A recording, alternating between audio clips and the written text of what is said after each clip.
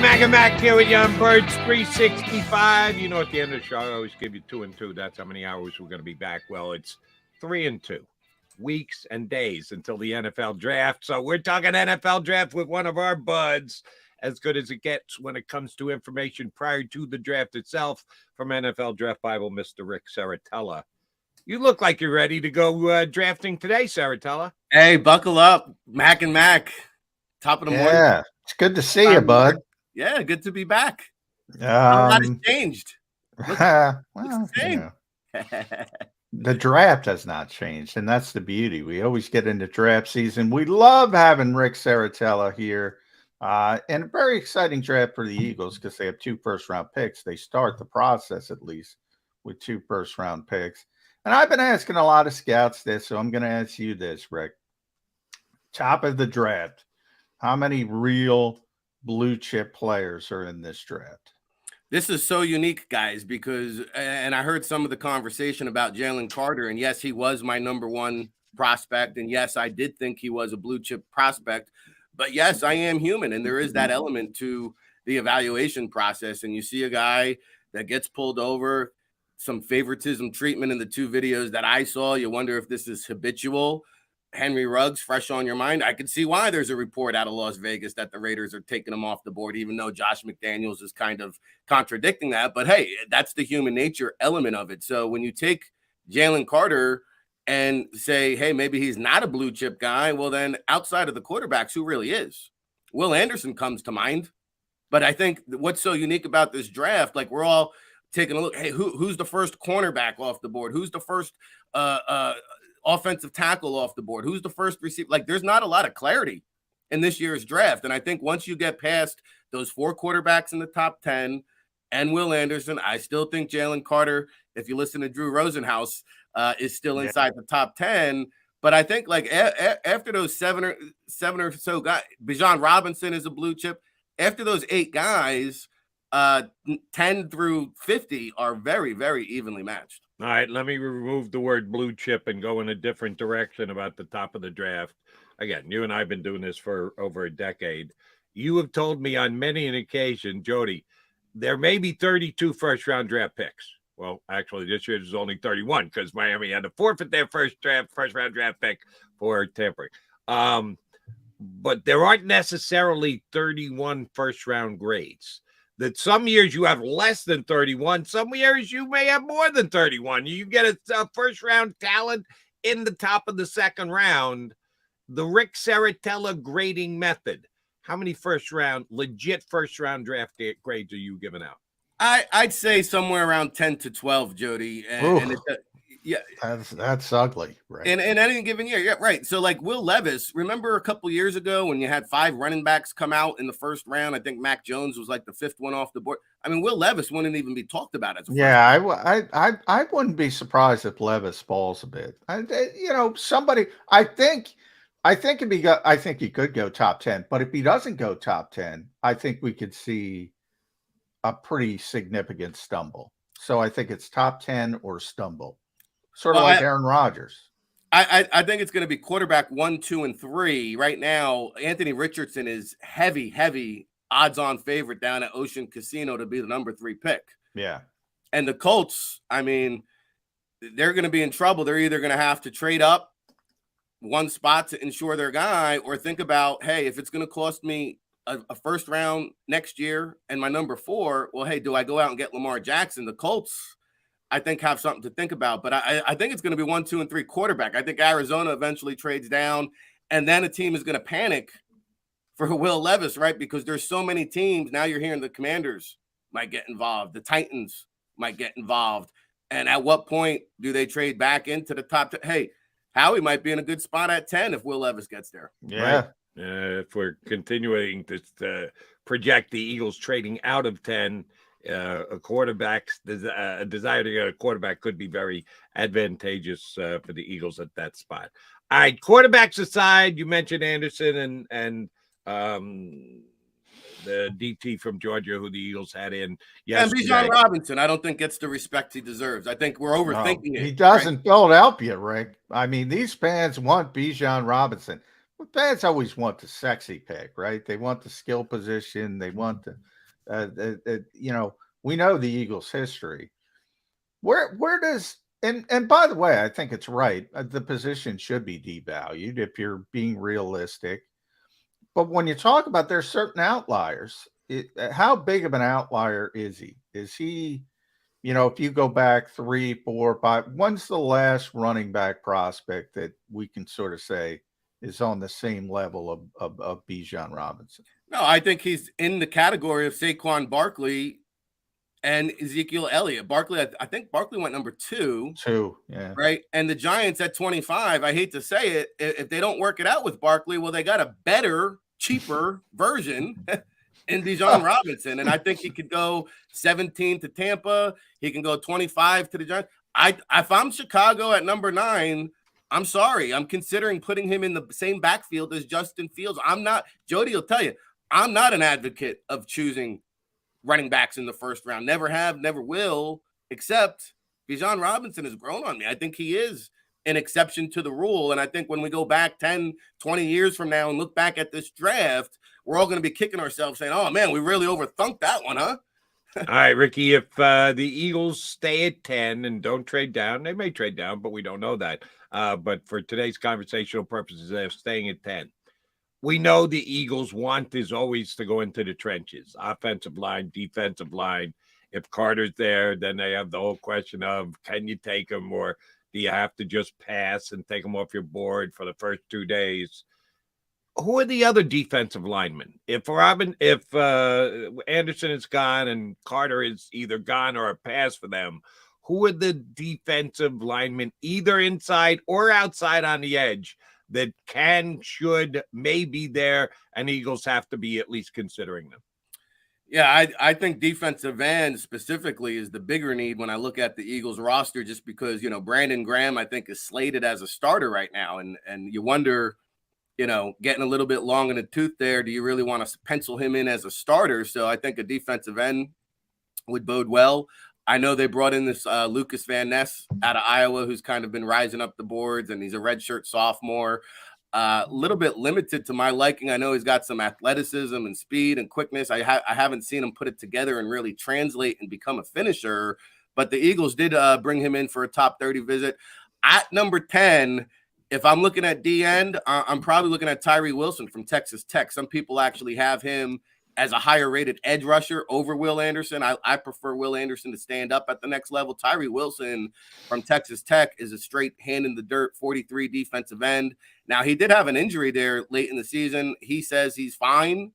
Tyree Wilson, I think, is the guy. Jalen Carter's a no-brainer, right? And the other guy I would throw in there is Murphy from Clemson, Miles Murphy, where maybe the upside isn't as great, but he's a plug-and-play impact guy. He can play up and down the defensive line there at Clemson. He's proved that.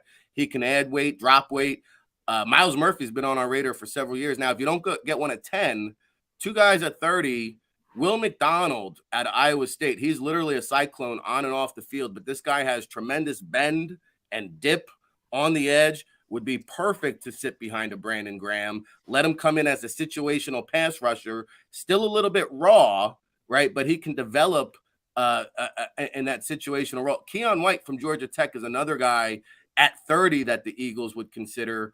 And if they don't get one with the first 2 picks, I know they brought in Jacqueline Roy, I saw, from LSU. He would try to play that Linville Joseph role, I believe. Yeah. And he might be hanging out. They got a couple picks there on the back end of the draft. He might be hanging out there. Calvin Avery out of Illinois is probably the best true nose tackle in this draft. So he's another guy maybe as a late round target on the defensive line.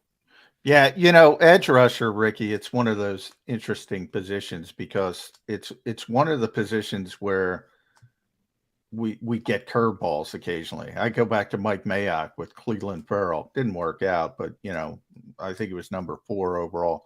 Marcus Davenport. Remember when the Saints moved up and they gave up an extra first-round pick? We're like, what the hell are you doing?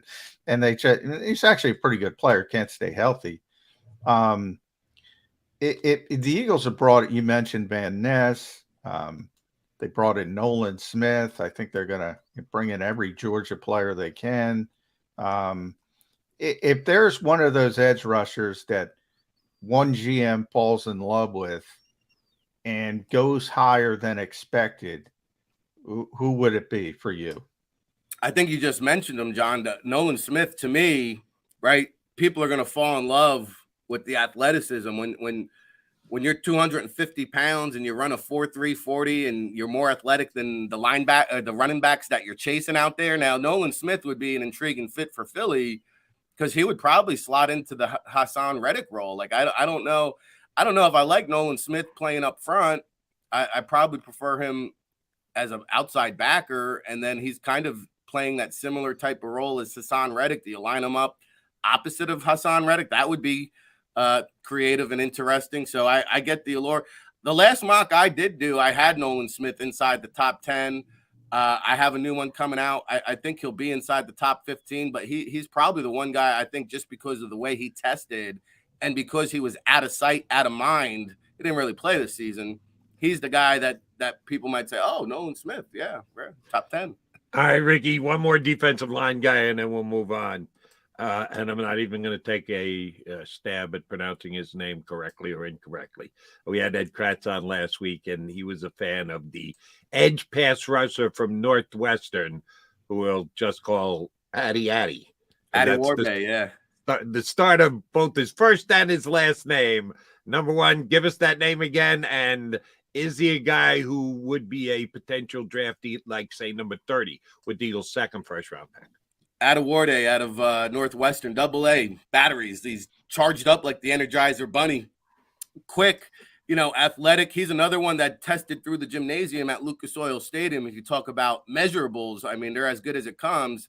What's going to hurt him at the next level is the length and the size. Like, he doesn't have the prototypical height. I think he's like 6'2" and change. He has some short alligator arms that's really not going to bode well. I see him more as a 5 tech. So he could probably fit in with the Eagles in those odd man fronts.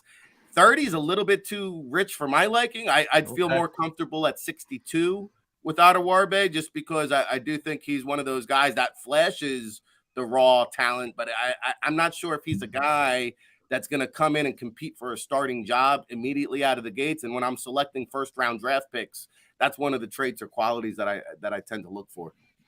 All right, let's shift it to corners, Rick. I think early in the process, before the Eagles worked things out with both James Bradbury and Darius Slay, we were all thinking, well, corner, man, that might be the place to go at number 10.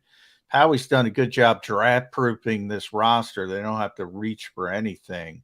But that, their corners are post-30 when Bradbury's going to turn 30 this summer. So you have to start thinking about the future. The Eagles do that. It's about more than one season. We all talk about Witherspoon and Gonzalez and Joey Porter at the top, but they brought in some interesting guys. And to me, it's a theme because they brought in Ringo from Georgia. Again, Georgia. Oh, that's one theme. But he's tall, he's lengthy. And they brought in that kid from Kansas State, Julius Brents. He's even taller than Ringo. So they bring in these lengthy outside. Some people, I think, have said Brents could move to safety as well. I don't know if you're in that camp. Ringo can really run. Just your thoughts on where those two might fit. Well, I'll tell you, Julius Brents, there was some talk out in Pasadena because we had him out at the NFLPA Bowl. Is he a safety? Is he a corner? And then he went out and won like 90% of his one-on-one reps throughout the practice week playing cornerback. So I think he's going to have every opportunity to remain at cornerback. And at 6'3.5", I mean, he reminded me of Tariq Woolen out there. That's who he looked like, and he has that kind of length and that athleticism. And I think he's probably more at that 62 range. Emmanuel Forbes, I mean, what a body type, right? What a weird. Well, they brought him in too. Yeah. Emmanuel Forbes. What a frame on that guy. I mean, now he's got 6 pick-6 interception returns, maybe the best lockdown corner in the draft. The problem is, I think he's up to like 170 now. He weighed in 166 soaking wet. His legs are so weird looking. Like, but the Eagles got Devontae Smith. They look at Devontae Smith's legs. They don't judge you by your legs here in Philadelphia. I do. Howie doesn't. But hey, he's a good looking player. Eli Ricks, was that a guy you mentioned? I'm sorry. Ringo, because the Eagles are bringing him in. Yeah, Kelee Ringo. I'm probably higher than most on Ringo. I know he had some issues now in man coverage this past year. He was on the wrong end of some long touchdowns, and he looked bad on some plays. And I think he got too much criticism, kind of like Eli Apple, he takes some chances. He gives up big plays. That's Kelee Ringo. Now, there were some questions about his movement skills, but when I saw him go through that W drill out at the combine, I thought he answered all those questions. The other thing I like about Kelee Ringo, he's only 21 years old. I don't think people realize he's several years younger than some of these other cornerback prospects that we're talking about. And I'll throw Clark Phillips out of Utah, who's a slot guy and also has a bunch of pick six interception returns. He's also 21 years old. These guys are dripping with upside and potential. And I think sometimes in these COVID draft classes, it gets lost in the mix. Yeah. You don't realize some of these corners are 24, 25, going on 26 years old. Yeah, when Hendon Hooker gets on the field in the NFL. Yeah, I got to talk to you about Hooker. Might be 27 years old. Yeah. But I don't want to go to quarterback. I want to go back into the trenches with you. If Skoronski and Paris Johnson are the two best offensive linemen in this draft, and there's an outside chance that both fall all the way to number 10, if the Eagles are still holding strong at 10, the pass rusher, specific edge guy they want is gone, maybe two of the guys are gone, and they say we're staying with the trenches. How do you rate Skoronski and Johnson? Is there one that stands well over the other? Will it be done by where you think he's going to play the majority of his career? Because both of these guys have played both inside and outside. How do you differentiate between those two guys? So, before the show, I was looking, hey, who's the ideal pick at 10 for the Eagles? And, you could state a case, Jalen Carter. I don't think he'll be there. You could state a case like Jackson Smith and Jigba would be my highest rated player, but I don't think they necessarily need him. That would be more of a luxury. I have Jackson Smith and Jigba at 7. I have Peter Skoronski at 8. I have Skoronski as a top 10 player. I cannot remember. Well, I can. Jake Long was the last offensive lineman I saw go through the combine car wash, if you will. That smooth, that technically refined. I mean, there's nothing this guy can't do. The bend, the pulling ability, the change of direction. I mean, the way this guy moves, Peter Skoronski can do no wrong, in my opinion. Now he's 6'3.5". Paris Johnson 6'5 2/8. That's a big deal to a lot of decision makers inside War Room. So I get why some teams would prefer Paris Johnson. He's tall, he's lean, he's mean. But just for me, Skoronski's a little bit more technically refined. And I think he has the position versatility. And Johnny knows better than I do. See, I was led to believe that the Eagles were grooming Cam Jurgens strictly at center. Now I'm hearing, well, hey, maybe he slides in to Seumalo's spot. I don't think that's an ideal world that the Eagles want to live in. Skoronski now, if Mailata or Lane Johnson go down like you saw a season ago, you could plug him in at the guard spot and then kick him outside. So to me, like at number 10, Skoronski makes the most sense, in my opinion, for the Philadelphia Eagles. Yeah, I mean, it would never surprise me, Rick, if Howie goes offensive line at number 10. And I don't think Paris Johnson's going to be there. So I think if it's going to be offensive line, I'm with you. It's going to be Skoronski. And he can start, as you mentioned. He can start at right guard, then ultimately be the heir apparent to Lane Johnson, who is started talking about retirement for people that don't know. Now, he wants to play at least 2 more years, so it's a ways off, but you got to start thinking about it. And if they don't go offensive line, one guy they brought in that I want to pick your brain about is Johnson's teammate, and that's DeJuan Jones at Ohio State. He might be bigger than Mailata for people that don't know. He's huge. He to me would be a long-term potential heir apparent at right tackle. Where do you have him landing? I could justify DeJuan Jones in the first round, and I didn't think it would be that high. That might be a problem. I'm a little bit different. I don't see a tackle inside the top 10, but I do see like 5 or 6 between 10 and 20. Oh. And that means that DeJuan Jones can very well get pushed into the back. Because listen, Broderick Jones, we haven't talked about him. Some teams have him as the number 1 offensive tackle. He's the more athletic, younger, upside tackle, of the 3. And quite frankly, some teams think Darnell Wright out of Tennessee, even though he's right tackle restricted, that's a top 20 pick. So there's 4 or 5 guys right there inside the top 20. DeJuan Jones is that next guy for me. And I think what you're starting to see, I noticed the trends the last couple of years and this year more so than ever. And I saw it about 5, 7. Richard Sherman, I think I started seeing all these 6-foot athletic cornerbacks enter. Yeah. When Richard Sherman came into the league in that draft, I could count on one hand how many corners were 6 foot and ran a 4.4. Now they all do. I'm starting to see guys come into the league 6'7", 6'8". This DeJuan Jones is 6'9". I think this is where the offensive line position is trending. Look at Mulata. These guys are learning how to move. And, it used to be Alondro Villanueva was an exception to the rule. I'm seeing more guys sprout up. I'm fine with this bend, believe it or not. At 6'9", this guy can move.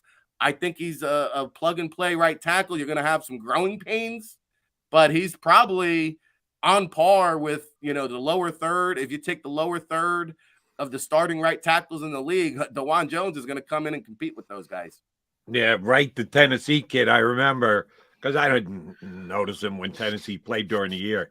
He killed at the Senior Bowl and then went in and did everything he had to do at the combine as well. And I said, there's a young man who's made himself a lot of money. He might not have been a first-round draft pick prior to the end of the season, but he has in both Mobile and in Indianapolis. All right. Want to go to the wide receiver position. You mentioned that you got Njigba as highly rated as you do. We'll see where he comes off the board in the first round. It won't be to the Philadelphia Eagles. Second round, they might go somewhere else. If in the third round, because I think third wide receiver is an under-the-radar need for the Eagles. Sorry, Quez Watkins, but you had a crap year. That's just me. And they also lost the coach's favorite blocking wide receiver. So they could use an upgrade at wide receiver. They're not going to use either their 2 first-round picks, and I doubt their second. Third-round wide receiver talent. So you've got 5 or 6, 6 or 7 guys, maybe more than that, have come off the board in the first 2 rounds.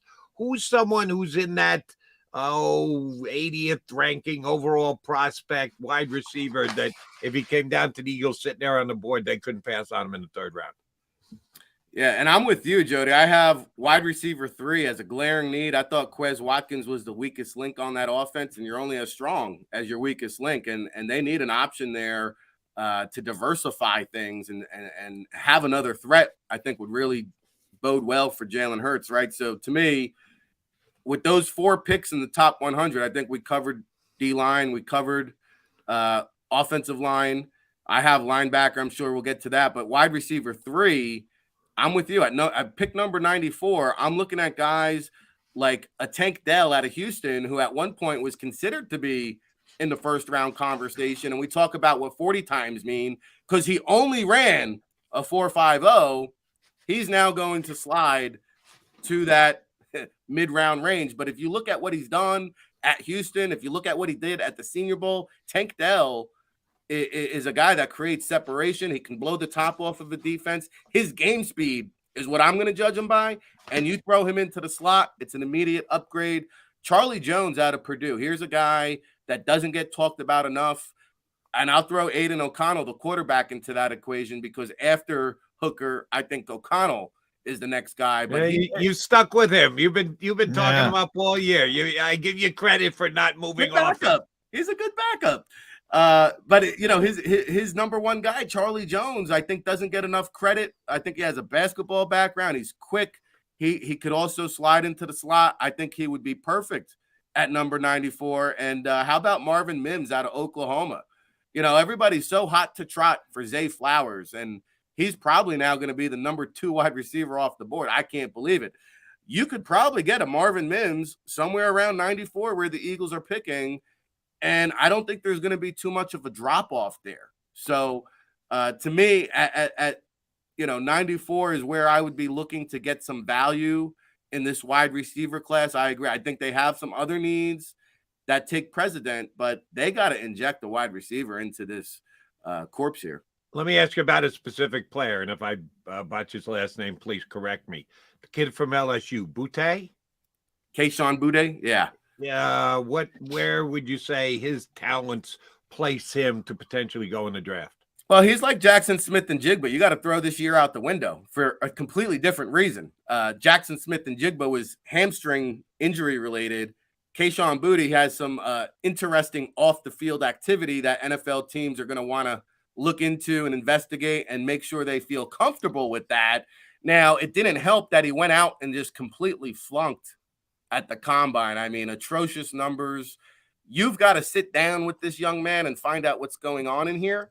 But I think, at the end of the day, he's in danger of slipping now to day 3. Okay. At one point, talked about as a potential coming into this time last year, we were talking about Boutte as a potential first-round pick. So if you can get a guy like that on day 3 and these LSU wide receivers, he might be less of a headache than OBJ at this point. But he'll be hanging out on day 3, I think. But I like the upside and opportunity. I like his talent. Yeah. Hooker, we mentioned Hendon Hooker, the quarterback from Tennessee. I want to bring him up for this reason. Obviously, it doesn't involve the Eagles, but it does involve the Eagles for this reason. They don't have a 4th, a 5th, or 6th as we start the process, Rick. They're going to want to add. They're going to want to move down. You need 2 teams to tango, though. So I look at that number 30 slot. And we always talk about the 5th-year option. There's certain players you want, certain positions you want the 5th-year option with, the most notable being quarterback. He's older. He's an older prospect. He's got the ACL. Is he worthy of going in the first round? Is somebody going to want Hendon Hooker in the first round? Could that be a spot where the Eagles can move out, maybe move into the top of the second round and sort of garner some day 3 picks or even a day 3 pick? Yeah, without a doubt. I mean, Hendon Hooker is better than Anthony Richardson or Will Levis in the world I live in, right? I mean, if I watched any college football last year. So I absolutely think there's going to be a market for Hendon Hooker. I just think that because he was, again, out of sight, out of mind with the injury, the media didn't quite pick up on him. But everything he's done behind closed doors, meeting with NFL teams, on the board, on the whiteboard, he's been highly impressive. He's actually, if you listen to his camp, ahead of schedule on the injury. They say he's going to be ready for training camp. Me personally, I'm going to probably just redshirt him a year and let him sit. And to Jody's point, he'll probably be 27 years old, year 2. And there's nothing wrong with that. In fact, as a quarterback, to have a guy that's mature, experienced, has seen the bullets fly, I absolutely believe Hendon Hooker will be selected in the first round. Yeah, you like him better than I do.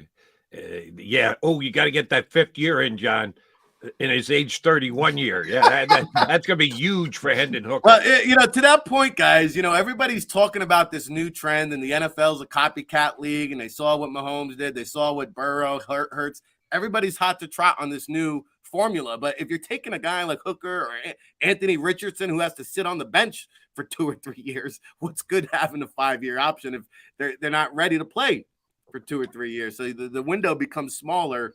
And I think it's interesting, too, like Lamar Jackson. Are you telling me that somebody's not going to roll the dice there? I'm still waiting for that domino to fall. Yeah, it hasn't fallen yet. All right, Ricky, 2 positions I want to specifically ask you about depth-wise, because the Eagles certainly are going to need to draft players at these positions, but it's not a priority for them. Has never been before. Don't think it's going to be this year. They've done some free agent signing, what John call it, draft proofing, adding guys so they don't have to draft specifically for need. Safety, linebacker. If they're not going to take one with either their first 2 or their second round pick, if they do get their hands on 4th, 5th, 6th, because they don't have those type picks now, what's the depth like at those 2 positions? If the Eagles are going to wait till day 3 to try and pick up some improved play at both linebacker and safety, Good year to try and do that, bad year to try and do that. What do you think about the depth at the safety and linebacker positions in this year's draft? Yeah, I like the linebacker depth a little bit more than the safety depth, but I think these are two positions that have also been somewhat devalued, especially linebacker. Like, I don't know if we're going to see an off-ball linebacker in round 1. I know Trenton Simpson is that guy out of Clemson that everybody thinks could be number 1 off the board, but last mock I did, I couldn't find a home for him, and you wonder what kind of trickle effect that has, because if Simpson now goes into round 2, well, hey, some pretty good players getting pushed down the board. We saw it with Nakobe Dean, right? We were talking about him in the first round mix, and Eagles got him in round 3, right? So Dalen Henley out of Washington State fits the mold for me, and he's somewhat of a one-year wonder. I think he had like 116 tackles this past year flying around the field. But down in Mobile, to me, that is a litmus test. He was moving at a different speed than everybody else, and that really stood out to me. And I don't see nobody talking about Dalen Henley out of Washington State. I think he would fit in great with the Eagles. How about Drew Sanders on the come around? The Alabama transfer winds up at Arkansas. Some people like him as an outside pass rush linebacker. I like him. I like moving him to the inside and being a ball hawk. So Drew Sanders would be a guy I would be looking at. How about Noah Sewell? We know about his brother Penei Sewell out of Oregon. Boy, I love Penei Sewell, by the way. Unbelievable player. And Noah brings that same chip. Yeah. He's got that same ferociousness, right? And that same tenaciousness and mentality. And he didn't quite have the year that people anticipated there in Oregon. And I think he could now be kind of a mid-round value play. And then Jack Campbell, man, out of Iowa, 6'4", 260, runs, I think, 4.55, 4.60 in that range. He's just a big, bruising, downhill, thumping linebacker. Yeah, Eagles don't want that, Rick. Well, yeah. They want 205-pound guys who can run. Well, Campbell's a guy, though, to your point, if you want a mid-round value, but you're right. Henley would fit that mold. Noah Sewell would fit that mold. Trent Simpson would definitely fit that mold. I'm not sure that he'll be out there at 62. Drew Sanders at 62. And I'll give you one other guy. They're picking at 219 and 248. Michael Ayers out of Ashland, I'm hearing might get drafted. This guy came out as a safety at a high school, packed on 40, 50 pounds, didn't get a combine invite. I don't think any scouts made the Ashland Pro Day, but when they were there in the spring, he ran a 4.50 40 at linebacker. He can play safety. He could play linebacker. You can move him around. We had him out in Pasadena. Almost every team wanted to line up and talk to this young man. Michael Ayers out of Ashland would be a good fit. At Ric Serritella, I'm so thrilled you're back. It's Draft RIC. Follow Rick on Twitter at NFL Draft Bible. I'm going to put you on the spot twice for my final question. One is the NFL Draft Bible's back, so I'm requesting on air my media copy, Ric Serritella. Number 2, that's the most important part. Number 2, you talked about those 7th round picks. Hey, man, the Eagles need a punter. We saw Brett Kern, not good enough. Aaron Cepas, big contribution to that Super Bowl loss for people that didn't notice, kicking the football the wrong way to Kadarius Toney. Give me a 7th round punter for your Philadelphia Eagles. I got a good one. Robbins from Michigan, okay? I was hanging out, and only because I saw it up close in person, I was hanging out with Nick Novak at the Rose Bowl before the game. He goes, hey, come here, I want to show you something. Look, check out this punter I got. And it was Robbins from Michigan. And he goes, check him out. He's got a lefty spin on his ball. Oh, Belichick will love him. But he's a right-footed punter. Oh, wow. and he's booting him up to the moon, and the receivers are bobbling him. And you know what they say about a lefty punter? It's good for one win a season. Yeah. You know, and if you can't find a lefty punter, finding a right-footed punter with a lefty spin. This kid Robbins, I never saw anything like it. There was like 20 scouts lined up after practice waiting to speak with the punter. Wow. All right, then I'll follow up where Johnny went. And he's got you talk about devaluing teams not wanting to draft. Nobody's going to draft just a return guy. So it's got to be a guy who can actually play at whatever position, running back, wide receiver, defensive back. But who's the best return guy in the NFL going into the NFL draft? and where are you looking at him potentially getting drafted? Is he a guy who can actually play and be a contributor on either offense or defense? Is there a returner that just jumps off the page at you and you say, yeah, this guy's getting drafted? Well, DJ Turner at 4.26, I think, might be a weapon back there in the return game. One guy I do like, and he's not necessarily a return man, but plays all 4 special teams units, is this Michael Wilson out of Stanford. He could now come in and compete and be a legitimate bona fide wide receiver 4 or wide receiver 5, help you out on all the special teams units. He had some injury woes at Stanford, so he might be a little bit devalued. But, yeah, mid-round, late-round pick, he would certainly fit the bill. And, Starling Thomas, remember that name out of UAB. Okay, he could come in, he could back up the slot corner that's always hurt for the Eagles. Monte Maddox, yeah. Yeah, so Starling Thomas, though, at a UAB, he's been timed on that Catapult GPS tracker, 24.2 miles per hour. He's an all-world track athlete, blazing return man, solid slot cover guy. Starling Thomas the 5th, UAB. I tried to get the Eagles to draft Marcus Jones last year. I tried. That worked out for the Patriots. What'd they pick him? 3rd round, I think, Ricky. That was a little bit higher than I thought, but man, he can play. He's a returner. He could play. He played defensive back. He could play receiver. Unbelievable versatility. Man, he should have took it. Well, how about this? There's one last guy. He's not getting drafted, and I can't even remember his name. There's a wide receiver at Davenport. Okay, Davenport D3. He led the team in receiving. He was the team's main punter. He handled kickoff duties. Oh, by the way, he returned kicks and punts. The Davenport wide receiver. All right, we got to do some research on him. Since you went to UAB, a guy who I did see play a game last year, I said, holy snot. And then he kind of petered out as the season went on. I think he had some injury issues. Where's Dwayne McBride going to be taken? The UAB back. Yeah, he didn't run as well as we thought he would. Yeah. So I think he was up there in the league, leading the nation in running. I think he's more of a change of pace committee type backup at the next level. And, probably mid to late day 3, you start thinking about him. All right. Yeah, he was a guy who at one point I said, wow, last year. But like I said, didn't finish off the year the way he needed to. But somebody's going to take him. He will be drafted. We will draft you to return with us and rejoin us over the next couple of weeks before the draft actually takes place. Rick, always a pleasure. If people want to get the NFL Draft Bible, how best do they do so? Yeah, we're finishing crossing the T's, dotting the I's, guys. I popped out for oxygen to come chat with you. It was glad to be back. Shout out to all the chat room people. I see you out there. Allaccessfootball.com. If you want the hard copy, the PDF, my newsletter, the insider updates, pro day risers, all that good stuff, we got you covered. By the way, I love the Jersey Pride, Rick. I love it. I get pulled into a lot of different markets this time of year, so I went with the Turnpike neutral jersey. I could do the Jets show, I could do the Giants show, I could do the Eagles show, and it's all love. The Garden State appreciates you. Ricky, always a pleasure. Thanks, bud. Ric Serritella, NFL Draft Bible, here with us on Birds 365, giving us some good draft insight and a couple of names that I hope you jotted down. I jotted a couple down because they're news to me, and Rick usually hits on these.